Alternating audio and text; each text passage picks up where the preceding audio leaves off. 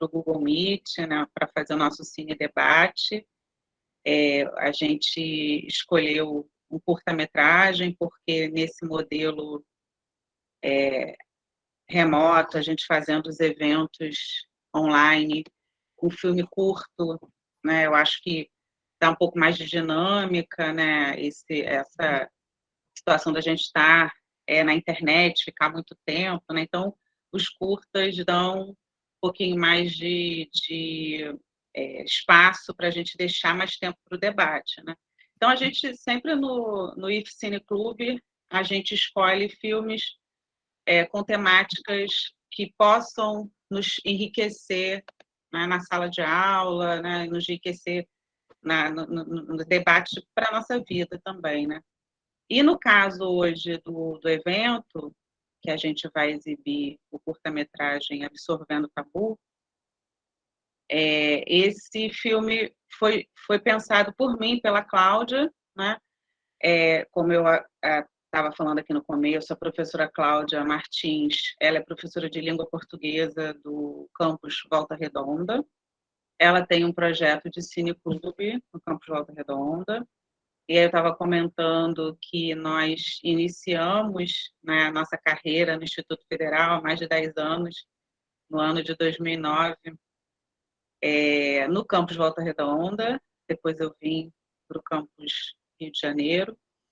E lá a Cláudia fez essa proposta, né, do Cineclube, por gostar muito de cinema, e foi conversando com professores que gostam também, né?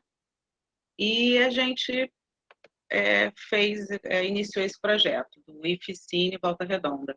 Quando eu vim para o Maracanã, ainda há um tempo a gente se organizando, e em 2019 eu propus um projeto de extensão, que é o IF Cine Clube.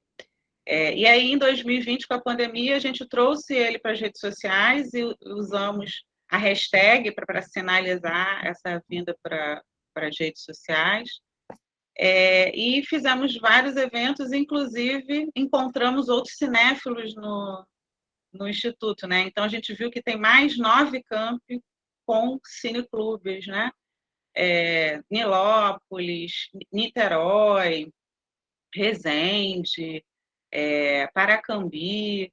Então, são vários campi que tem Paulo de Fronten, que tem essas iniciativas dos professores, dos servidores, né, que gostam de cinema. A gente acaba fazendo por isso que a gente gosta, né? E porque é uma ferramenta importante para a gente trabalhar dentro das escolas. Então, acho que eu já dei um tempinho para a galera ir chegando, para a gente começar a exibição. A gente tem agora, hoje, como convidadas, a professora Cláudia Martins, né, como eu falei, a professora Juliana Taide, né, que é professora do Campus Rio de Janeiro, os bolsistas do projeto, a Karina, que é a nossa bolsista, vai fazer uma reflexão sobre o tema, o Pedro, que está aí nos bastidores, vai exibir o curta para a gente, a Kailane, que é a nossa convidada especialíssima, que também que é aluna do campus, e vai fazer essa fala dela, por ela ter participado do projeto no campus, e a Isabela, que está participando com a gente, né? E a nossa bolsista voluntária, e também vai falar um pouquinho. E antes de começar o filme, assim, falando dos bolsistas, né, eu queria dizer para os alunos que, infelizmente, a gente no modo remoto fica muito mais difícil, né? Mas a gente tem muitos projetos na escola. O Sérgio tem projetos, né, tem bolsistas, a Juliana é coordenadora de um projeto, a Luciana, agora, se eu não me engano, ela não está com projeto, mas já teve projetos. Então, é um campus que não só trabalha, né, não só desenvolve a área técnica, né, dos cursos exatamente que vocês fazem, mas a gente tem muita coisa legal voltada para outras áreas de conhecimento, né?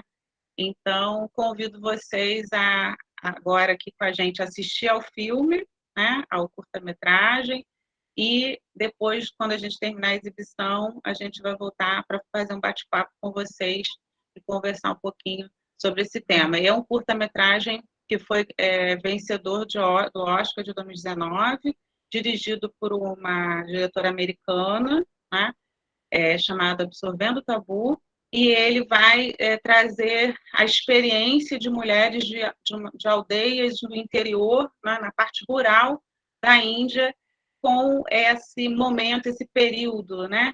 Até o filme em inglês é Period, End of Sentence. Período, o final da sentença, que é o período, né? O período menstrual. E é um filme, um curta, né? Importante e bem bacana para a gente discutir uma coisa que, como a gente vê no título, né? Absorvendo o tabu, como a menstruação é um tabu, né, na nossa sociedade. Então, acho que o Pedro já está preparado, Pedro? Bem bacana o documentário, né? Gente, finalizando, né, nesse finzinho do documentário, alguns alunos começaram a entrar também ao longo da projeção, né? O filme realmente é muito bom. E aí, eu vou passar agora a palavra à professora Juliana. E depois a gente vai fazer uma sequenciazinha de falas com a professora Cláudia e depois as meninas que participaram de projetos de combate à pobreza menstrual. Juliana, a palavra está com você. Oi, pessoal, boa noite. Muito bom, né? Estou vendo aqui as reações no chat do pessoal comentando como é um filme maravilhoso, né? Para quem não conseguiu assistir desde o início ou se por um acaso a internet ficou ruim, né? Recomendamos aqui que assistam, como ele é curtinho, né? Quem tiver Netflix ou algum login, vale a pena, né? Assistir até com mais atenção. Mas para quem não me conhece, né, a professora Kátia já apresentou lá no início. Meu nome é Juliana Taide, eu sou professora de Sociologia do campus Rio de Janeiro, né? Acho que a maioria de vocês devem me conhecer. Estou na coordenação de um projeto de extensão que é super parceiro, né, Kátia, do IF Cine Clube. A professora Kátia também faz parte desse projeto. Eu vou colocar as informações aqui no chat, que é sempre bom para quem não conhece, né? A gente tem um Instagram, tem canal de YouTube também, tem blog, é um projeto de extensão que se chama Sócio e Filosofando, que justamente agrega professores de Sociologia e Filosofia do campus Rio de Janeiro e vários estudantes que também estão aqui com a gente hoje, fazem parte dos outros projetos também, que a gente tem uma grande parceria.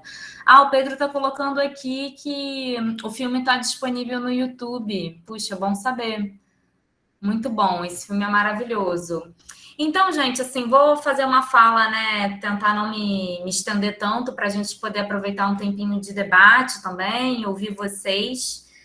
Para quem já foi meu aluno, minha aluna, né? Ou para quem está comigo agora nesse semestre, acho que vai se familiarizar com as questões que eu vou trazer e, obviamente, vou, enquanto professora de sociologia, aproveitar, assim, sociológico, né? Que esse filme é pura suco de sociologia, suco de antropologia.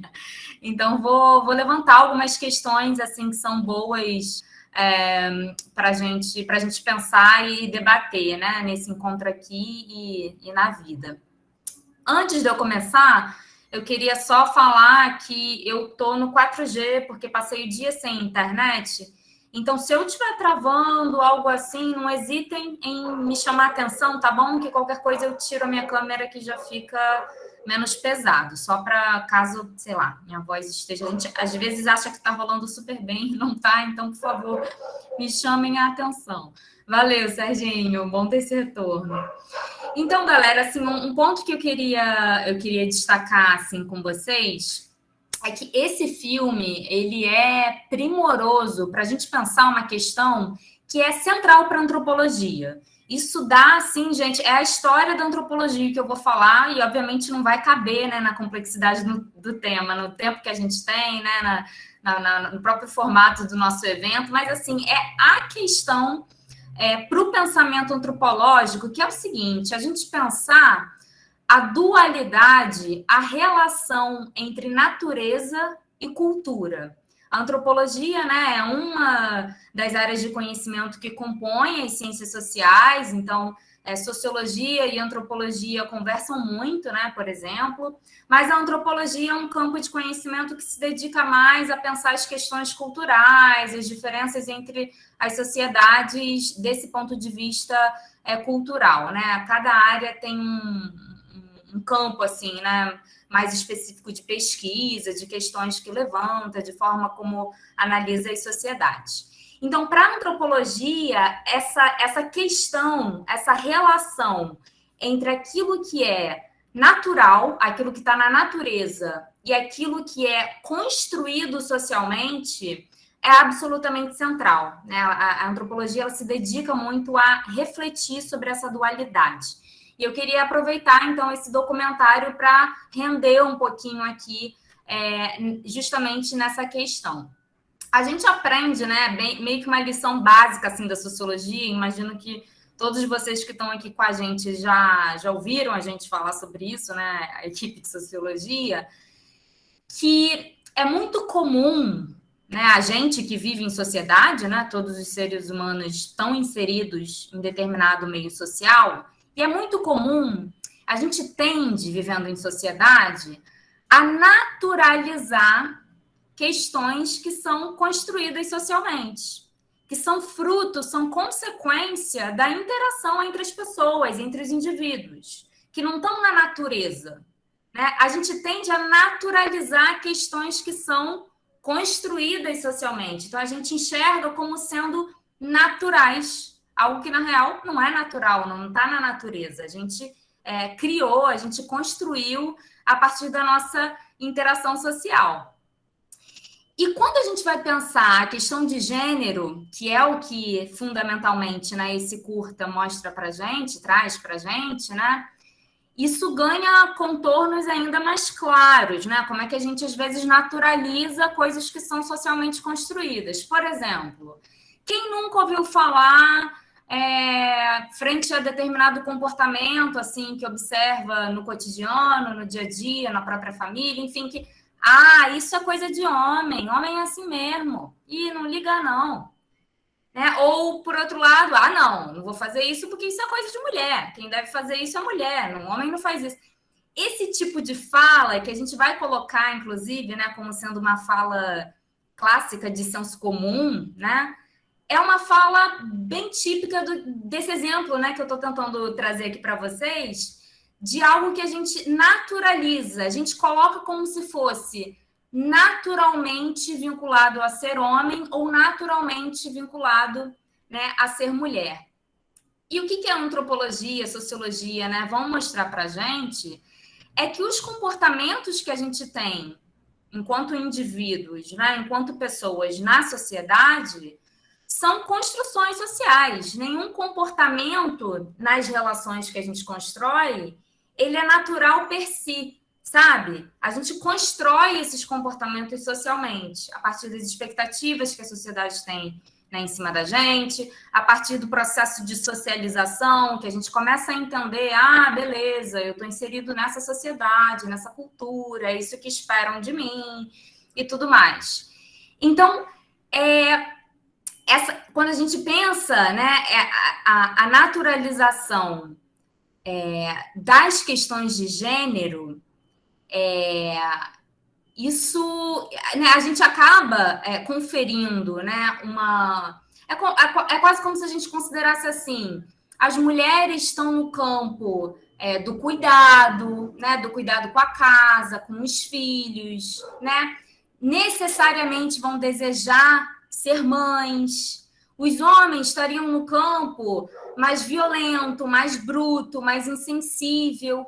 E tudo isso que eu estou falando não está na natureza de ser homem, na natureza de ser mulher. Né? A gente tem essa percepção porque a gente naturaliza questões que são sociais, na verdade. E, por outro lado, esse curta, ele aborda essa questão da natureza versus cultura pelo lado oposto, né? Por uma outra ótica, que é justamente pegar um fenômeno natural, um fenômeno fisiológico, certo? E mostrar para a gente como é que a cultura, como é que a vida em sociedade afeta, interfere, influencia justamente a forma como a gente lida com esse fenômeno natural, né? Porque pessoas que têm útero menstruam, certo? Então, o campo da biologia, né, as ciências biológicas, a medicina, vão explicar para a gente por que isso acontece, por que esse sangramento em determinada fase da vida vai acontecer, né? A descamação do endométrio, enfim, não vou entrar aqui, né, nos pormenores, mas é algo fisiológico, biológico, sim, natural. Então, existe esse jogo, né, que é muito interessante da gente pensar e que esse filme traz, né, para a superfície, assim, ele faz a gente render. Ao mesmo tempo em que a gente naturaliza coisas que não são naturais, que são construções sociais, comportamentos, atitudes, ações, desejos e tudo mais, quando a gente pensa, né, principalmente estereótipos de gênero. Por outro lado, a gente também tem uma interferência cultural para questões que são, sim, naturais, né? Se eu estivesse numa aula minha aqui, eu perguntaria, né, para fazer os alunos falarem. Chorar é algo natural? Chorar, o choro é natural? Sim, certo, não vou nem esperar, porque eu não estou aqui numa aula minha. Chorar é algo absolutamente fisiológico, né? Inclusive, é uma das primeiras, se não a primeira, né, reação que a gente tem, né, frente ao nascimento, né? Espera-se que quando um neném nasce, que ele chore. Então, chorar é absolutamente natural. Então, como é que a gente pode explicar aquele senso comum, aquela ideia, aquela frase de que homem não chora, isso não é coisa de menino, né? Isso é o suprassumo, né, da fala da sociedade, colocando, olha, essa é a expectativa que a sociedade em que você está inserido, o meio cultural em que você está inserido, espera de você. Então, é muito importante, né, com o desenvolvimento do senso crítico, que a gente entenda e problematize essas questões, né, assim, que a gente enxergue, né, esse tipo de frase, a gente escute esse tipo de frase de senso comum e problematize. Pera lá, mas se o choro é uma parada fisiológica, como é que o homem não pode chorar? O que isso diz a respeito dessa sociedade em que eu estou inserido? O que se espera, então, dos homens? Né? E isso diz um bando de coisa para a gente. Né? Aí a gente começa a pensar justamente nessa vinculação à brutalidade, à violência, a não ter direito ao afeto, que, acreditem ou não, vai explicar para a gente, né, índices de violência doméstica, de feminicídio, né, as coisas estão conectadas, né? A forma como a gente cria os nossos meninos diz muito sobre os homens que a gente tem. Então, dei um exemplo pelo outro lado, né, dentro desse binarismo de gênero da moeda, pensando os homens, mas quando a gente vai pensar o corpo das mulheres, aí realmente a coisa ganha uma complexidade ainda maior, né? Porque historicamente, em diversas sociedades, né, o corpo das mulheres ele vem sendo associado, né, à fraqueza, né, à utilidade exclusivamente para a reprodução da espécie, um corpo que deve estar sempre a serviço dos homens, né?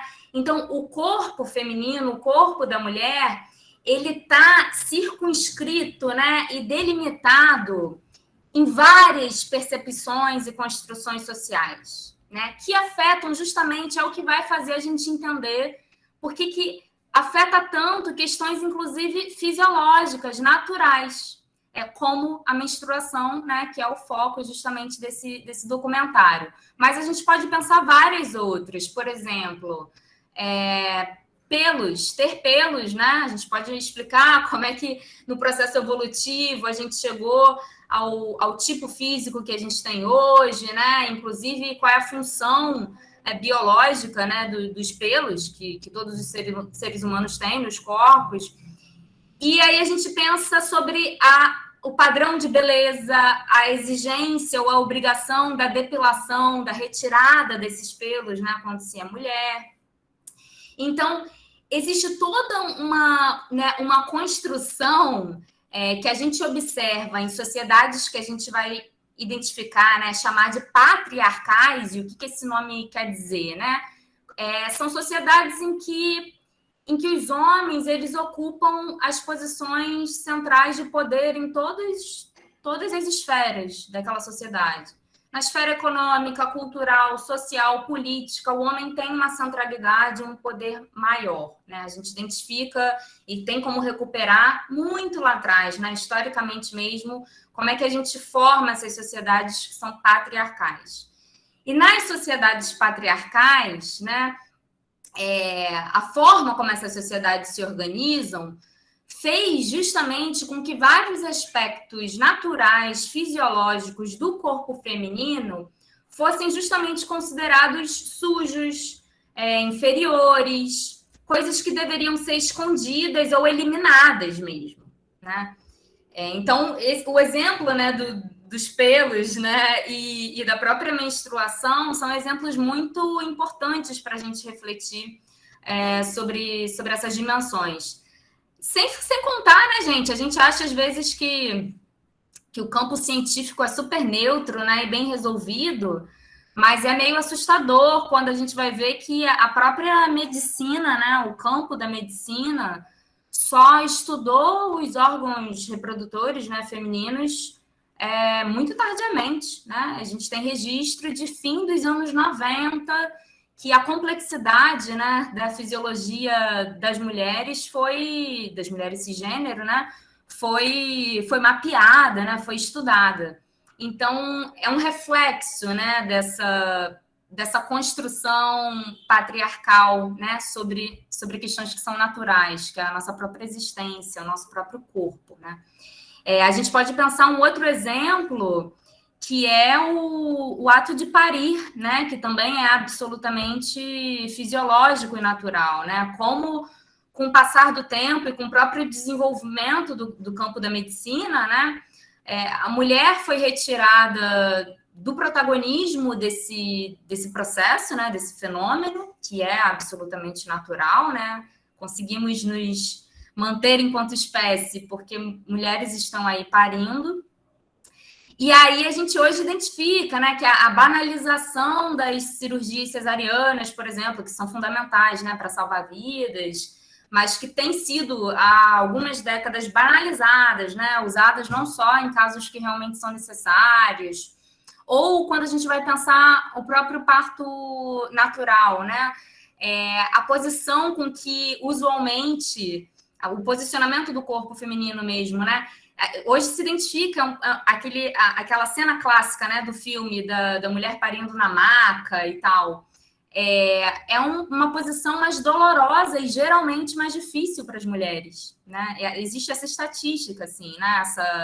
Essa conclusão mesmo, né, de que é uma posição mais desconfortável. E como é que a gente chega, então, nesse desconforto? Porque se é desconfortável para umas, é confortável para outros, né? E justamente é uma posição mais favorável para os médicos homens, né, que estão assistindo ali o parto, né, fazendo assistência médica do parto. Então, esse, né, é um assunto que a gente renderia e pensaria exemplos aqui ad eternum, né, porque realmente não são poucas as interferências e as consequências, né, de uma cultura patriarcal sobre o corpo das mulheres. Então, assim, mas eu queria, para não me alongar muito mais, né, destacar como esse filme, o Absorvendo o Tabu, ele retrata para a gente não só uma enorme desigualdade social, né, porque isso chama a atenção, evidentemente. A gente tem ali retratado no filme um contexto de pobreza, de precariedade, né? É uma região rural, né, da Índia, então uma região de muita escassez de forma geral. Mas o filme toca justamente, né, aborda justamente, ou principalmente, essa forma cultural de lidar com a menstruação, né? que se tratando dessa sociedade, né, que eu já circunscrevi, rural, tradicional, indiana, é obviamente uma forma muito machista de se lidar com esse fenômeno fisiológico, né, natural. Então, a privação do absorvente, no caso, né, dessas mulheres retratadas no filme, passa por essa privação econômica, né, pelo fato delas não terem recursos financeiros próprios para conseguir comprar livremente, né, esse material de higiene. Mas o fundamental da gente pensar, eu acho que aqui, que era o que eu basicamente queria trazer para vocês, é como o filme retrata uma privação maior, né, que não é só o acesso ao absorvente, mas é o acesso a uma cidadania plena, né? Como existe aí todo um mecanismo, né, e um impacto, né, do acesso dessas mulheres à educação, ao trabalho, à livre circulação pelas ruas, certo? Então, a pergunta que eu acho, né, que é bacana da gente ter, né, ao assistir um material audiovisual como esse, o que é negado a essas mulheres para além dos absorventes, né? Para além dessa possibilidade de lidar com maior higiene, com um processo que é natural, que é fisiológico, né? O que está sendo, então, negado a elas simplesmente por serem seres humanos que menstruam, né? Então, para concluir mesmo, assim, mais últimas reflexões, né? Quando a menstruação ela é tratada como um tabu, e é essa a proposta do filme, né? No próprio nome, no próprio título, isso está dado, absorvendo o tabu. O tabu da menstruação revela para a gente muitas outras camadas, né, de desigualdade de gênero e que tendem a ser escondidas, né, colocadas para debaixo do tapete, invisibilizadas, naturalizadas. Tá aí o ponto, né, que eu tentei trazer desde o início, que a gente pensar o confronto, a dualidade entre natureza e cultura. Então, a gente considera esse tipo de situação como algo natural, normal, né? Mas é importante, e que fique de lição, assim, né, desse nosso papo de agora, é importante que a gente entenda que as desigualdades, elas não são naturais, né? Elas são justamente construídas socialmente. E por serem construções sociais, elas, felizmente, podem ser modificadas, transformadas também através da sociedade. E é o que o próprio filme mostra, né? Com as mulheres se organizando e confeccionando com as suas próprias mãos, né? Um caminho para menstruar com mais higiene, né? Mas, sobretudo, para caminhar com mais liberdade, mais autonomia, né? O que permite, no fim, elas sonharem com a vida que elas desejam ter e que estão ali tecendo com as suas próprias mãos. Gente, eu vou parar por aqui, porque eu acho que já falei demais, desculpa, ultrapassei meu tempo, mas queria super ouvir vocês e agradecer pelo convite e, Kátia, pela organização desse Cine Debate, que é bom demais. Obrigada.